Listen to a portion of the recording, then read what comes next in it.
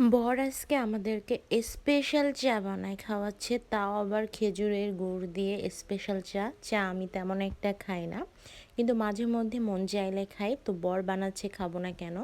খেজুরের গুড় দিয়ে চা বানায় খাওয়াচ্ছে, আমার কাছে একটু স্পেশালি। সে আমাদেরকে মাঝে মধ্যে একটু রান্না করে খাওয়াই। এই যে তার চা তৈরি, আমাকে বলেছে চা তৈরি করে দেওয়ার পর একটু মালটার রস আর মালটা চার মধ্যে দিয়ে দিতে।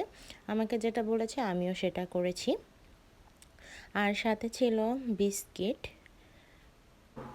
আমার বরের অনেক গুণ। আসলে চাটা খেতে কেমন ছিল, খুবই মজার ছিল। প্রথম আমি খেজুরের গুড়ের চা খাচ্ছি, আসলে তেমনটা বোঝা যায়নি যে এটা খেজুরের গুড়ের দিয়ে চা তৈরি করা। তো হাজব্যান্ডকে অনেক অনেক ধন্যবাদ, সুন্দর করে আমাদের জন্য খেজুরের গুড় দিয়ে চা তৈরি করার জন্য। চাটা খেতে মজার ছিল। মাঝে মধ্যে কেউ এরকম চা তৈরি করে দিলে আমি খাই, মন চাইলে খাই, না চাইলে খাই না, কারণ আমি অতটা চা প্রেমিক না। কিন্তু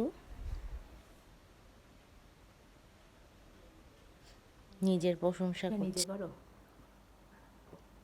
আজকে কিভাবে চা বানাইছো পরে বলবো। বলো। চা বানাই খাওয়ালে বলো। চটকা শেখানো যাবে না। চটকে শেখানো যাবে না।